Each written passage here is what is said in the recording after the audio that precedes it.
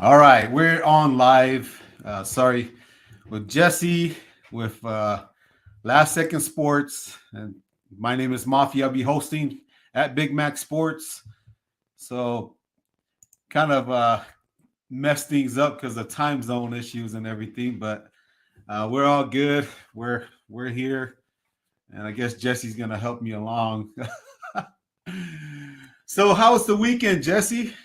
It was good, Mafi. I mean, it's no football for the first weekend. Although the XFL was on, and I know Yeah, people got behind that.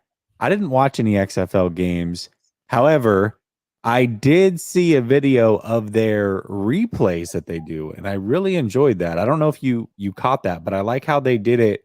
They basically they do a replay just like you see in the NFL, but they also have a camera that shows behind the scenes what like the people in New York would be looking at. And yeah, then you hear the conversation between the ref and then the league officials talking about the play and walking through it. And so I thought that was pretty cool. A little behind the scenes look.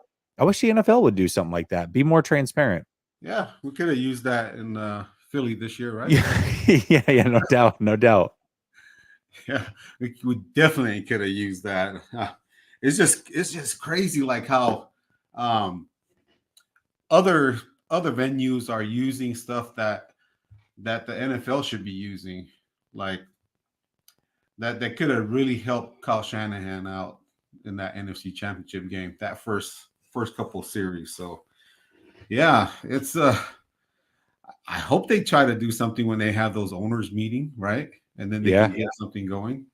So yeah. I mean, that's there's always little rule changes that we see every year, and we'll see what they are this year. I imagine the little rugby scrum that Philadelphia ran in the Super Bowl. I'm pretty sure yeah. that'll be banned next year. I don't think they enjoyed that one too much. Oh, I love that. I did too. I actually liked it. I thought it was a great strategy. Well, see, I used to play rugby, so I Okay. mean I played mostly rugby my early years, all the way till I was older. So yeah, rugby, I love the sport. That's a fun sport. And then you have the thing is they have a guy, Jordan Mailata, that used to play rugby that plays for the Eagles. There's another kid that's on the Eagles team, but he didn't see I didn't think he saw the field at all unless he was on special teams. But Panay Sewell's older brother, Gabriel, he's played Oh for yeah, them. yeah, yeah. Yeah, and his Yeah, younger brother right now is a linebacker at Oregon. So he's coming out. yep. Yep, he's coming out, and his other brother Nephi is with the Saints. So there's the Sewell boys, and they're all from here in Southern Utah. Um, so they're what's crazy is Noah Sewell has looked the same since he was in seventh grade. He hasn't changed. he's just He's, he's he's just a man. It's yeah. yeah, he was like that because he played against my nephew and I was like, man, this kid's a monster compared to everybody. He's just crazy. So Some kids are like that. I know, like I went to high school with a kid. He's one of my best friends growing up. We're still good friends to this day, but like he just hit puberty before everybody. And in sixth grade, he was like ripped. He was doing one-handed pull-ups and all this crazy stuff. And then, fast forward to when we're 30 and he's the same size. Like he didn't grow at all. He literally stayed the same size, same weight, everything as he was in sixth grade. So he was basically a full-grown man in sixth grade, and we're all trying to develop. And then we just blew past him once we got in high school and never looked back. So some people are like that. I know it's crazy. I mean, he was playing at 260 in his junior high years would have been for us. That's Yeah, he's crazy. it was, and he's still at 260 at Yeah. Oregon. So Yeah. yeah, I was talking to one of my buddies. His brother's now the conditioning coach for Oregon Hmm. for the University of Oregon Christian. And I was trying to tell him, hey man, we kind of need to get him over here and do the conditioning for the Niners. But I mean, you know a lot more about the Niners organization than I do. So Yeah, but the conditioning coach at Oregon, that's the maybe it's not the same guy anymore, but it used to be the dude with the crazy mustache. oh, he just started with them this past year. Oh, okay, okay, yeah, yeah. And maybe Yeah, he he's like used an to play assistant under him. I don't know. But there used to be a dude with a probably crazy mustache at Oregon. He could be. He could be because my buddy just told me he just moved up there.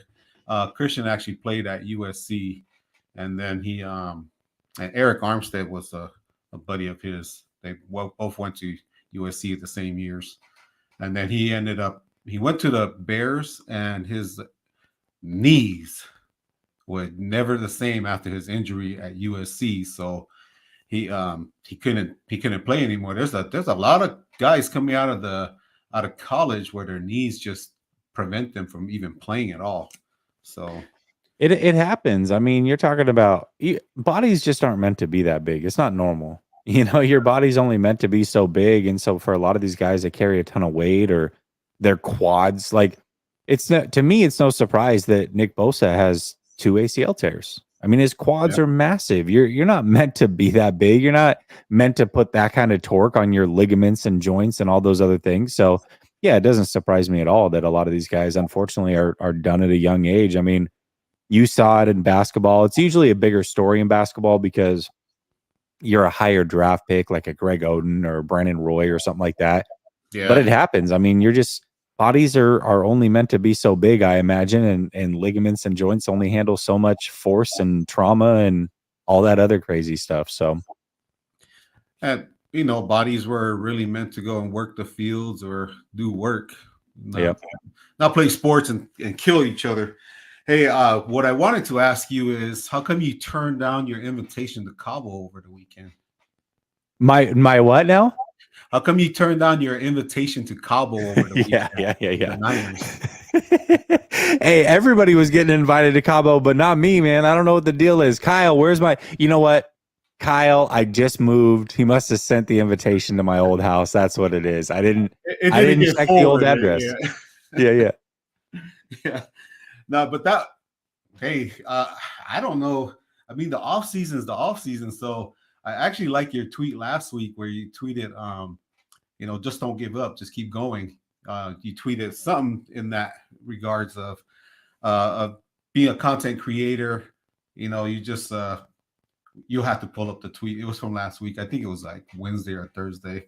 Yeah. But just keep going. So I was like, yeah, I'm gonna keep going. So I'm gonna message Jessie and see if he can get on my show with me. Absolutely, brother. No, I mean, it's crazy because it's been actually almost right on 2 years since I started doing my thing over at Last Second Sports. And this is the hardest time.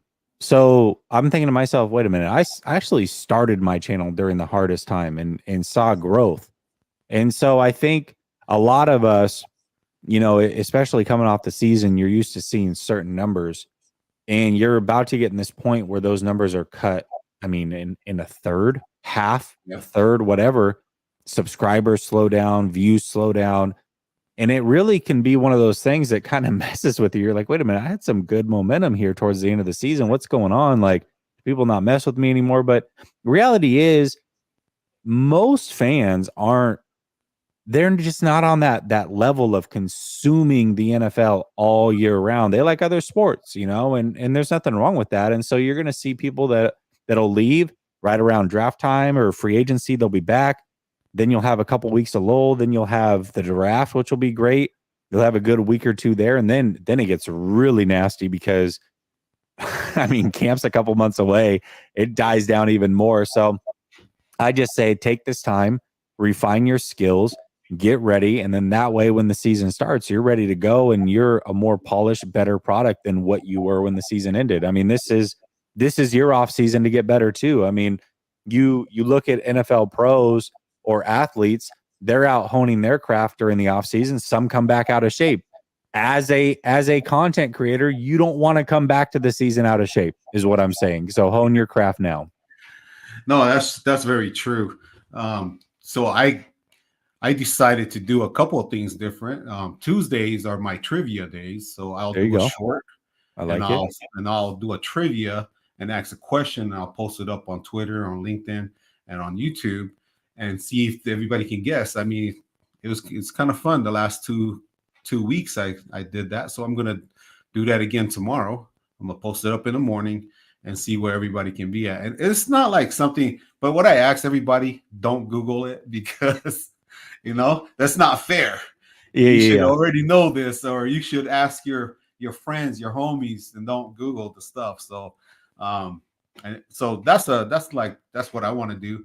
And then I got some people that I want to bring in that are in the music industry that did really good in music, and I want to bring and interview them and see where they're what sports that they like.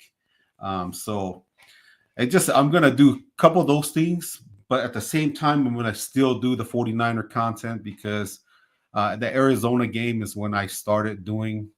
I kind of went away from what I was doing before and doing 49ers because I just got tired of the whole ESPN spill. That's all I got. So Mm-hmm. I watch your stuff. I watch Brian. I watch Grant.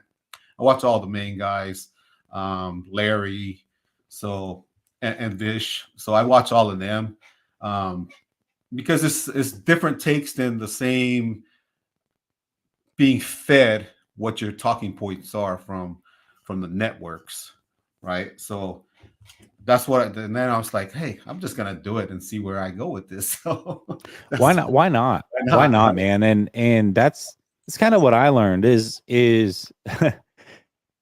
you have these conversations with your friends anyways. I mean, these are conversations that you have, and who's to say that you don't know as much about the team as anybody over on ESPN who doesn't. It's not like they cover this team full time anyways. They're just giving their opinion on whatever it is that they're fed and they see and what have you.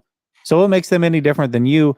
And what I found out, I mean, I knew this anyways from the 49er content side, but there is so many great content creators in the sports industry that are out there for other teams. And so that was one of my favorite segments this year was the behind enemy lines on Wednesdays. I would bring in a content creator from the opposing team. We would talk about the game, figure out a lot about the team that we're getting ready to play. And I felt like that made me a smarter fan. I think it made anybody who watched a smarter fan. And quite frankly, these guys know way more about their teams than if I were to watch ESPN or Fox or what have you. And most of these teams aren't being covered by these big networks because they're not Dallas, they're not San Francisco, they're not Green Bay or New York. They're in smaller markets. Like, who's talking about the Carolina Panthers? You know, like Yeah, who's talking about the Texans or whoever? And so for me, it's like, well, this is the opportunity to bring in these other content creators that know what the hell they're talking about. They've been fans of these teams forever. They know the inner workings. They know what their team does well. They know every player on the roster. Let's just talk to these guys. And man, I was so thoroughly impressed. And not only that, like I felt like it made me a better content creator because I was taking little bits and pieces from some of the things that they do and was like, okay, like I can mix this in and tweak this and do that. And I don't know. I really enjoyed that segment this season. yeah, it's really cool. I mean, just being on with some of the other guys like Wolf, Niner Gang Wolfcast, Good guy. fire up. Yeah, he's really good.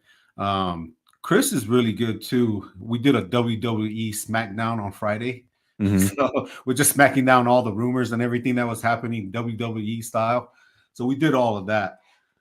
But here's the question that I got for you today, Jesse, just to jump into it. 1994, the San Francisco 49ers last Super Bowl that they won. They went out in free agency and spent and brought in big names. We had Dion come in, uh, Ken Norton Jr. came in. We had some really good rookies come in that year too to help the Niners. Uh, so who do you see the Niners bring in? Just name two guys that you think will come in and make a difference. Because I definitely think that Jimmy Ward is out. He's gone.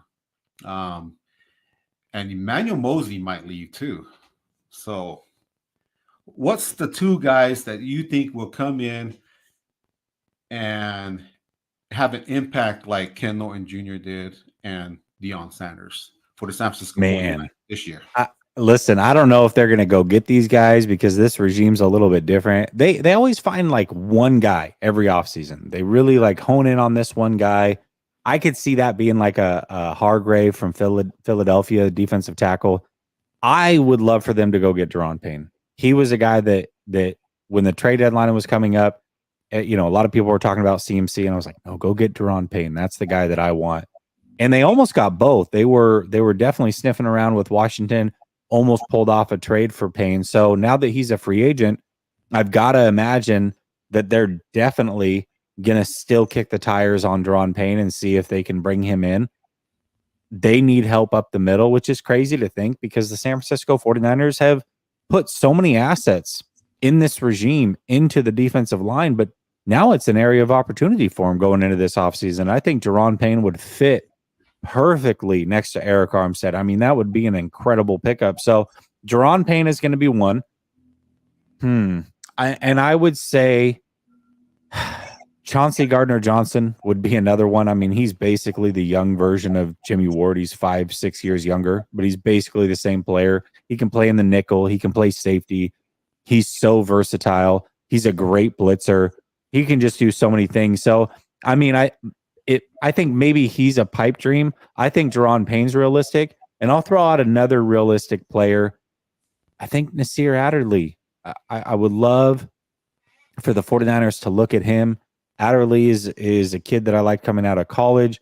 He played for the Chargers the last few years, and he's a free agent. I think he's kind of going under the radar. A lot of people are looking at some of those big name safeties and kind of going past him, but I think Adderley's a pretty damn good safety, and he's also very young. So if they can get a combination of any, two of those three, I'd love it. Man, they should just roll the dice and go after all three. Because what if Gibson doesn't come? He might just retire, right? That's the thing is Gibson's either going to be a Niner or he's going to retire. And, if he retires, they have to go get one of these guys. And that was kind of one of the frustrating things in the draft this last year, Mafi. For me, it was they should have gotten a safety. That pick where they took Ty Davis-Price, there was two safeties right there that they could have had, and I would have been fine with either one of them. And those safeties, I think they went the next two picks, and both of them played pretty well this season. They have to get a young safety that they can have back there next to Hufanga for a long period of time. So whether they do that through free agency or they do that through the draft this year, they have to find somebody back there that they can have, for the next foreseeable future next to Hufanga for sure. Yeah, because I really like the Wilkes pickup. Me too. I really like it because we have a lot of young defensive backs that are in the organization already, and he will be able to work with them. And I'm still like, I don't know if you're holding out hope for him. Ambry Thomas, I'm still holding out hope for him to do something. And don't know what it was. I'm not around the camp and everything to see it, but I still am holding out hope for that guy. What did you think initially on the Wilkes hire? Oh, I absolutely loved it. I mean, when they were basically choosing, it looked like it was possibly going to be him a couple weeks ago. And as soon as his name came up, I'm like, I gotta learn more about this guy. So what do? I reach out to a Panthers content creator. We just talked about learning from the other content creators. Reached out to a Panthers content creator, and he gave me the lowdown on Wilkes. And immediately I was sold on the guy. I'm like, okay, like if this is our defensive coordinator, I'm very excited about Wilkes. He just told me all the things that I wanted to hear. And really, to me, from what he had said, Wilkes was the perfect personality fit with the 49ers because much like Saleh, much like D'Amico Ryans, he has that leader of man mentality. That's who he is. He's a leader. And so that is what made me gravitate towards Wilkes and think that he might be the guy. And this was, a couple weeks before he was announced. And then once he was announced, I loved it. And he is a secondary guy. He is a secondary guy, which is different than what the 49ers have had. So I'm curious to see what he brings to the table from a secondary standpoint. And then the other most important thing is they were able to keep Chris Kosirik as their D-line coach, which was massive. So now you've got arguably the best D-line coach in the game. You got one of the best defensive back coaches in the game as your defensive coordinator. We know the linebackers are set. So you don't have to worry about Greenlaw and Fred Warner. McCrary Ball looks like he's going to be pretty good. So, yeah, I mean, this defense really is getting attacked coaching-wise from a good standpoint at both ends and kind of meeting here in the middle, and I love it. Absolutely love it. Yeah. So for me, I looked up one of the players from school that I went to, Hmm. Shaq Thompson. Yeah. I wanted to see what he said about Wilkes, and he said that he Wilkes elevated his game even as a linebacker. Yeah. So I was like, the whole linebacker crew in Carolina were like, we're gonna miss this guy now. So I we got linebackers, don't we? We got some good ones. So Burns said the same thing, by the way. And Burns is a great defensive end, and he loved Wilkes, praised Wilkes like crazy. So, and from what I understood, from my buddy Dub Q over in Panthers Nation, he told me that the reason that Norman got paid and improved at the rate that he did back in the Cam Newton Super Bowl days was because of Wilkes. Wilkes was the one that developed him. I'm like, okay, well, I'm sold then. Let's do it. yeah, I'm just messaging David here.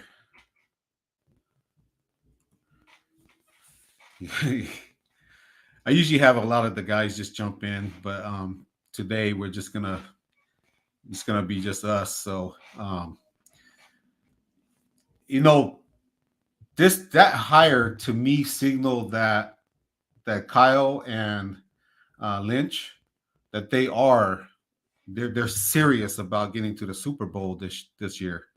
The other hire that I like was the Kubiak one, where they Yeah. brought the guy. So that just tells me that they're ready to go for this year. So depending on how Brock is on the was it on Wednesday, he goes into surgery and everything, Yep. and then after that, depending on that, I said it last week. I just went on a whole 30-minute rant that Trey Lance need to have his chance this year, and I think he's going to show people and prove why he was picked number 3. I think it's going to be like that. And then I read PFF coming out today saying the same thing. And I said, hey, maybe there is something about me saying something last week about it. Because I really think that Trey Lance, I really like his answers in the interviews that he did last week. Really love those answers. And I would really love, and I don't know about you, Jesse, but I would really love for him to send me a sleep number bed. Yeah, that's what I really want. If he makes it to the Super Bowl, I got a funny story for you, but go ahead and finish. if he makes it to the Super Bowl and he wins it, Trey, I had your back. I had your back, man. Send me that bed. But go ahead. So, so no joke. My wife and I, we've had a Tempur-Pedic for like 7-8 years, and it's Tempur-Pedic's like cool, but in order for for it to be covered under the warranty, you have to have like an inch sink in the foam, which it's like a magic trick that it doesn't sink when you're not on it, but as soon as you're in it, it gets soft and it's uncomfortable after 7 years, whatever. So we're in the market for a new bed, and we purchased a Sleep Number on Sunday.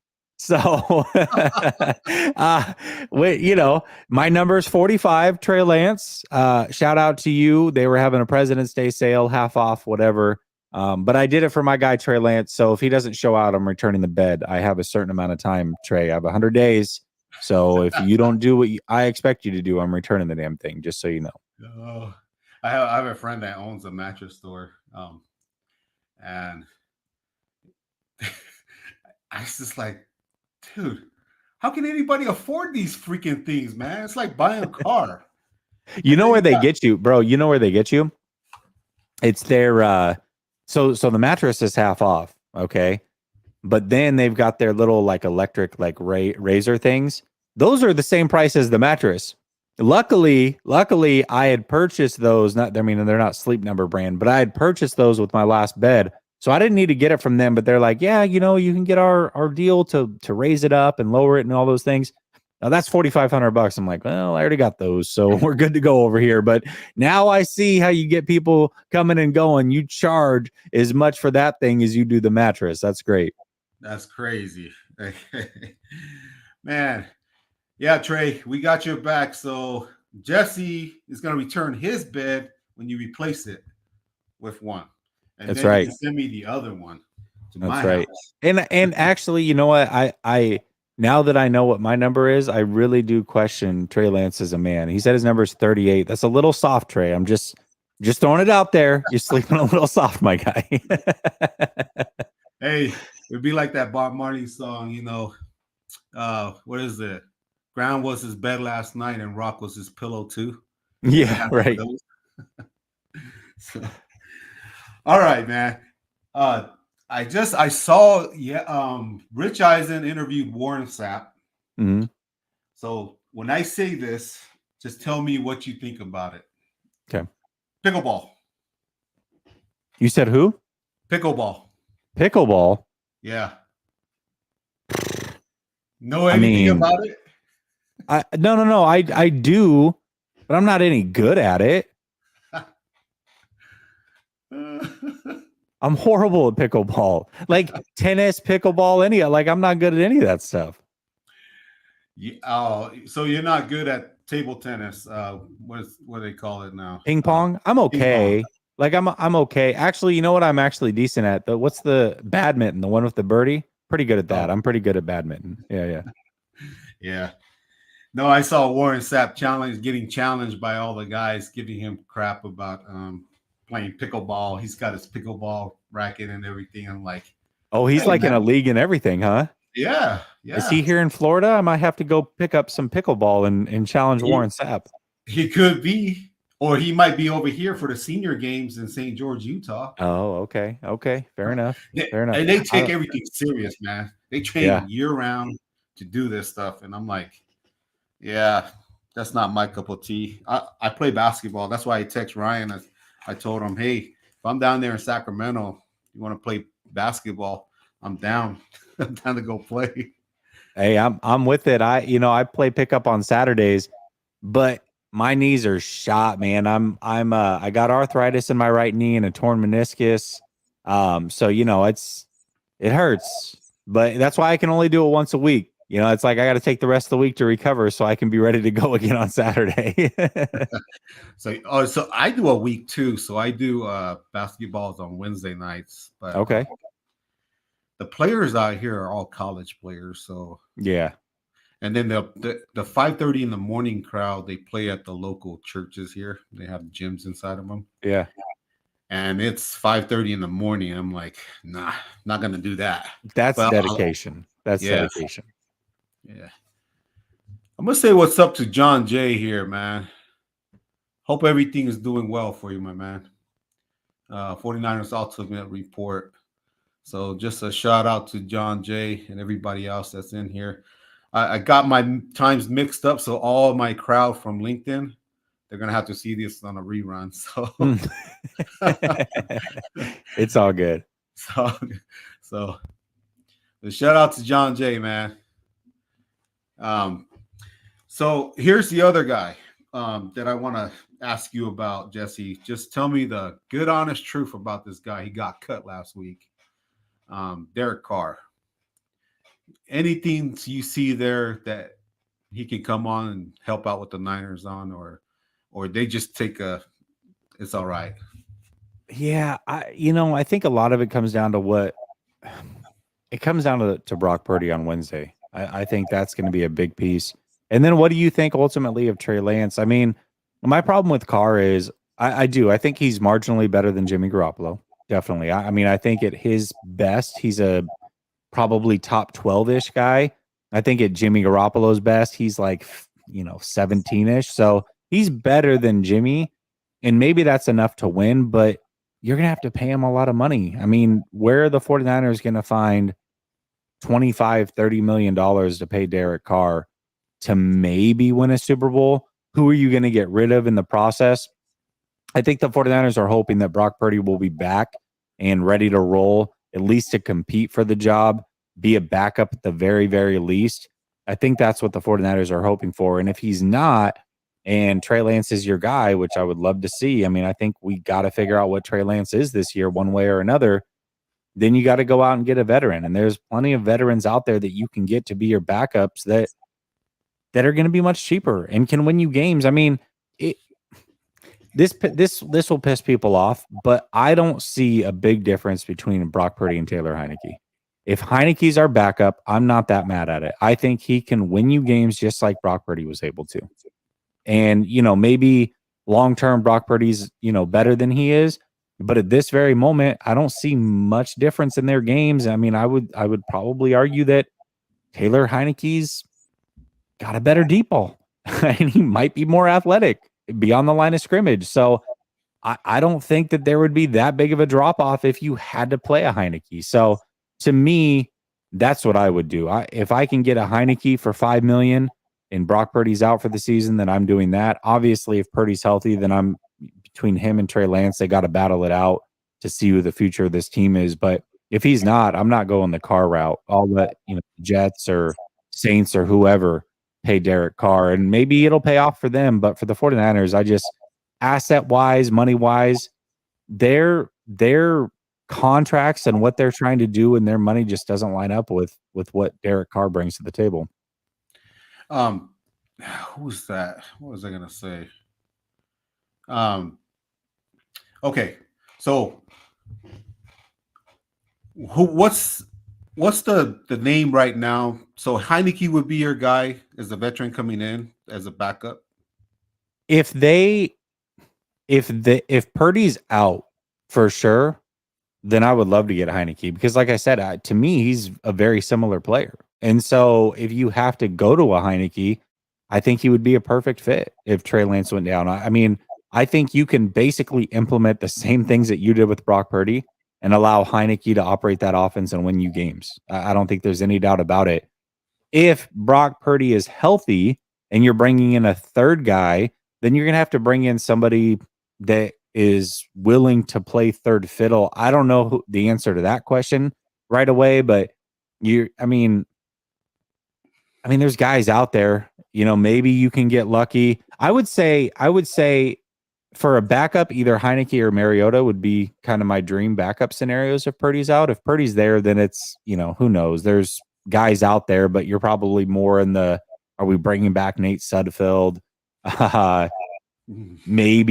Maybe you can talk in like a Sam Darnold to be your third, but even that's probably highly unlikely. Dalton, somebody like that. It's not going to be anybody that's flashy by any means. So Wolf said it on one of his cast last week. Mm-hmm. He talked about Cooper Rush. Yeah. Coming in.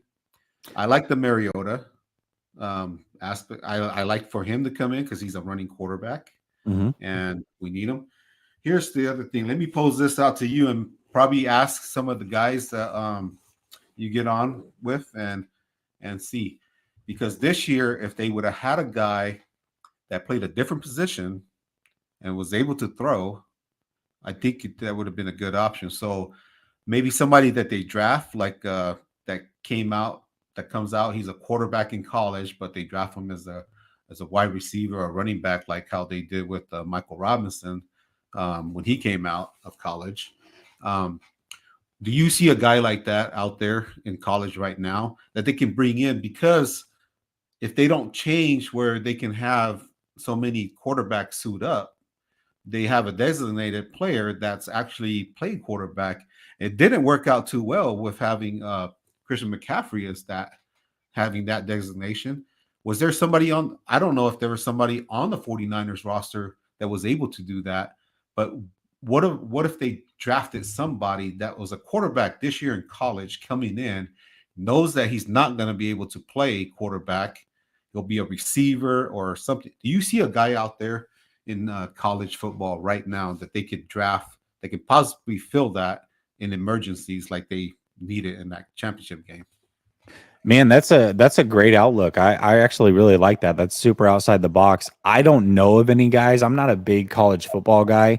I definitely, once it gets close to draft time, I start really looking into players and prospects and all those things. But I honestly wouldn't even look at a player like that. I wouldn't have until you just said something. I think that's a great idea.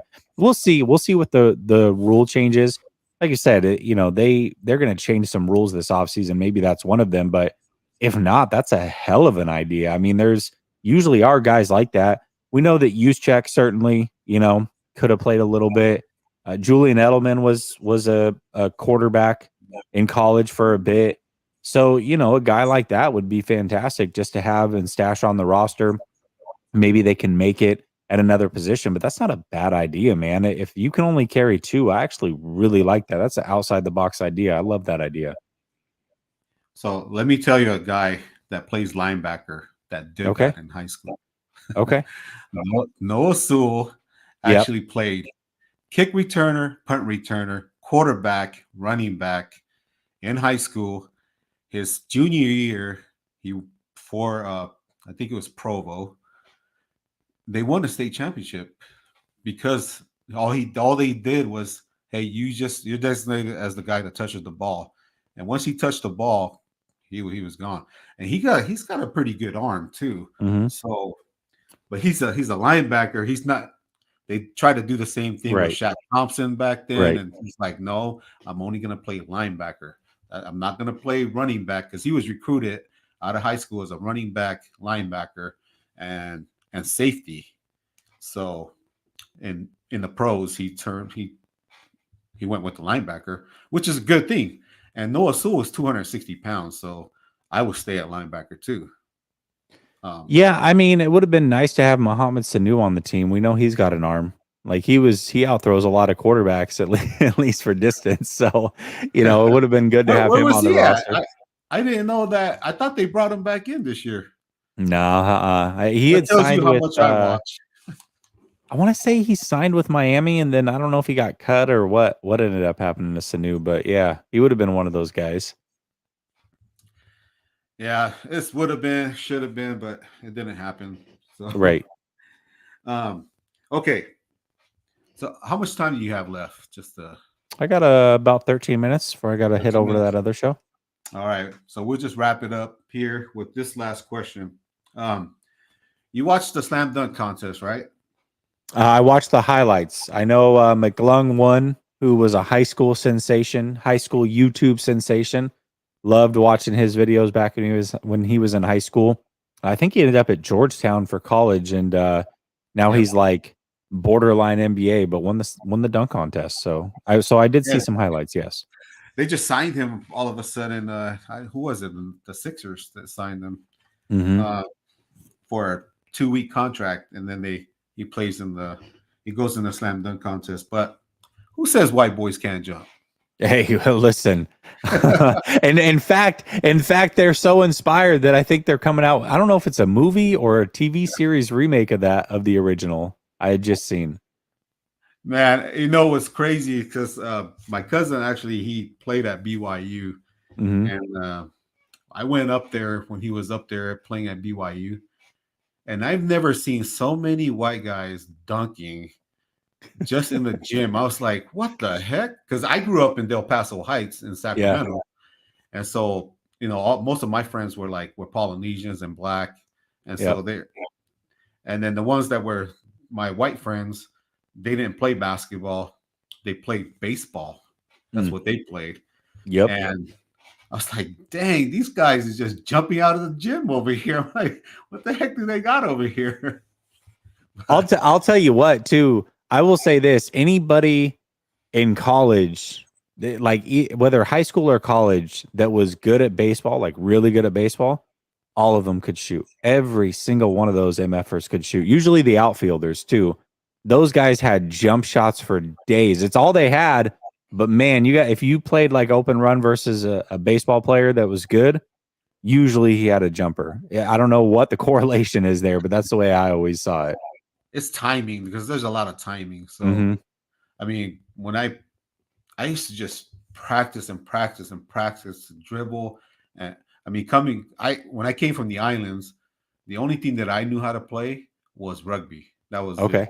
And so learning how to play basketball in 6th grade was going from the grandma shooting to shooting like that. So Yeah. it was a big difference. And I was like, freak, man. And the jumping part wasn't too difficult. I mean, I used to jump pretty good. So yeah, dunking on people was fun too. So can't do that no more. But a little too old for all that. oh man, my heart almost came out of my chest last week when I ran because the court was so cold. It was really cold here in southern Utah last week. Oh So. yeah, I bet. But yeah, so I was gonna say, are they gonna make a new movie, White Men Can't Jump or something like that, and have feature McClung in there? But there's a lot of dunkers out there, and a lot of these guys are really good.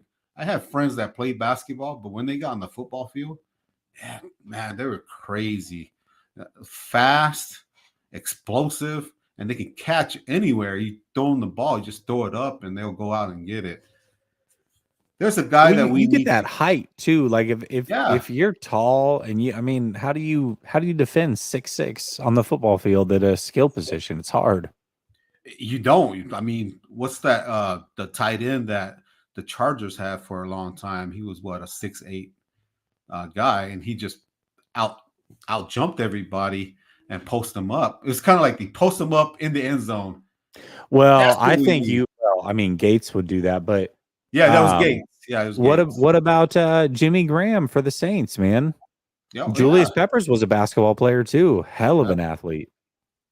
Oh yeah, Tony Gonzalez was like that too. Yeah, that's true. He Yeah. played at Cal. He was Yep. just like that. A lot of them are like that. I mean, there's a lot of athletes out there. The Niners just gotta hone down and pick those guys. And if you guys are watching, man, I can go out and recruit for you guys too. There's guys that are like under the radar that you're not looking at, and we can definitely see where they're at, their skill level. So, but yeah, hey, appreciate you coming on, Jesse. You gotta do this more often, man. This been great. Brother. And then get it on at the right time too. I just got mixed up on my thoughts of Mountain Time, Pacific Time, and Eastern Time. So, dude, there's like 9 time zones now. You got Arizona's on their own, like they're their own world. You got Pacific Standard Time, Central Time, Mountain Time, Eastern Time. Like, how do you even know nowadays? I forgot about the Central Time. So that's what I'm saying. I was like, wait, what's he talking about? 30 minutes. I'm like, oh man, I gotta hurry. But it's great. It's great having you on. And then yeah, we just have to do this more often. And till the next one, I'll DM you my information, Jesse. Absolutely, brother. I appreciate it. All right. Appreciate you coming on. That's Jessie Naylor, and he's one of the best out there. He told me he's going to teach me what he taught Grant. So yeah. Hey, technology. That's the one thing that I've learned while doing this. I've immersed myself into making thumbnails and getting technology and figuring it out. So if I can do it, anybody can do it. Before I let you go, do you ever have a chance to talk to Talanoa? No. Not like Larry. He's up in the clubhouse. He's talking. No, bro. Those guys they're all credentialed. I live in Florida, bro. So like, I'm not, you know what I mean? Like, I'm a fan just like everybody else. It's funny because that's like the biggest insult. Like, people try to like sling my way on Twitter. It's like, you'll never be a journalist. I'm like, I don't want to be a journalist. Journalists don't make any freaking money, for one. And two, I don't want to have to cater to the team. I don't ever want to be in a position. And not that like Grant or, some of these guys, Larry, I think they do a good job, but I feel like a lot of people are trying to be credentialed with the 49ers. And so because of that, they're just not willing to give you a real take. It's like, I'm a fan. Like, I don't care what the hell. The 49ers could hate everything that I do. I don't care. I don't owe them anything. I'm a fan. I'm going to tell you how I feel in the moment. And it is what it is. You know what I mean? So I like it that way. I would prefer to keep it that way. Yeah. I know you have one of these hats. I do. Yeah. Hold on. There we go. Yeah. I saw it. I was like, gotta get that one. And I normally don't buy any of my stuff. Like, this shirt is a rugby shirt. You call it Tahi. That's the Tongan national team in rugby. Yeah. And then all the other stuff, I don't normally buy them. It's like people give them to me. Yeah. Like I got Fred Warner's autograph, and he's probably the only guy that I ever got his autograph that's famous now. Yeah. Everybody else that I met, I never got their autograph because I didn't really care for it. Yeah. It's like, what am I supposed to do with an autograph? Like, that's how I always looked at stuff. So, But a lot of people, they sell it and they make money off of it. I'm just never one of those guys. So I got tons of memorabilia behind me, man. This no, one, I so see this that. one's signed by Joe Montana. It says I left my heart in San Francisco, and then he signed it. This is Kittle.